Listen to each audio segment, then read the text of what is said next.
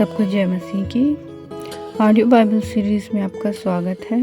आज हम पढ़ेंगे नीति वचन अध्याय 4 जिसका टॉपिक है बुद्धि के लाभ। आइए पढ़ते हैं। यहाँ पे लिखा, हे मेरे पुत्रों, पिता की शिक्षा सुनो और समझ प्राप्त करने में मन लगाओ, क्योंकि मैंने तुमको उत्तम शिक्षा दी है। मेरी शिक्षा को ना छोड़ो। देखो, मैं भी अपने पिता का पुत्र था और माता का अकेला दुलारा था, और मेरा पिता मुझे यह कहकर सिखाता था, तेरा मन मेरे वचन पर लगा रहे, तू मेरी आज्ञाओं का पालन कर, तब जीवित रहेगा। बुद्धि को प्राप्त कर, समझ को भी प्राप्त कर, उनको भूल ना जाना, ना मेरी बातों को छोड़ना। बुद्धि को ना छोड़, वह तेरी रक्षा करेगी। उससे प्रीति रख, वह तेरा पहरा देगी। बुद्धि श्रेष्ठ है, इसलिए उसकी प्राप्ति के लिए यत्न कर। जो कुछ तू प्राप्त करे उसे प्राप्त तो कर, परंतु समझ की प्राप्ति का यत्न घटने ना पाए। उसकी बड़ाई कर, वह तुझे बढ़ाएगी। जब तू उससे लिपट जाए, तब वह तेरी महिमा करेगी। वह तेरे सिर पर शोभायमान भूषण बांधेगी और तुझे सुंदर मुकुट देगी।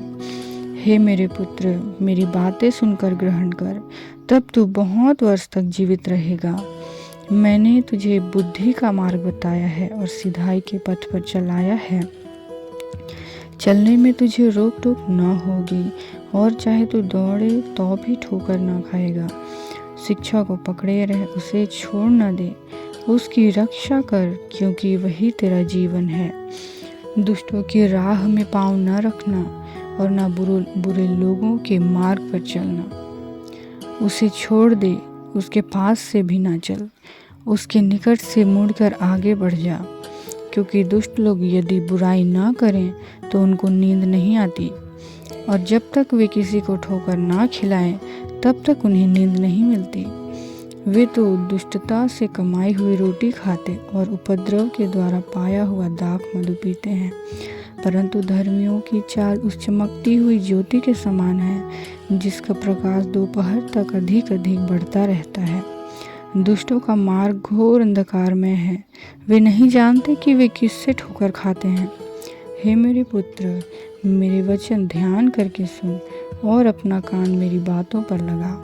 इनको अपनी आँखों की ओट ना होने दे, वरन अपने मन में धारण कर, क्योंकि जिनको वे प्राप्त होती हैं वे उनके जीवित रहने का कारण और उनके सारे शरीर के चंगे रहने का कारण होती हैं। सबसे अधिक अपने मन की रक्षा कर, क्योंकि जीवन का मूल स्रोत वही है।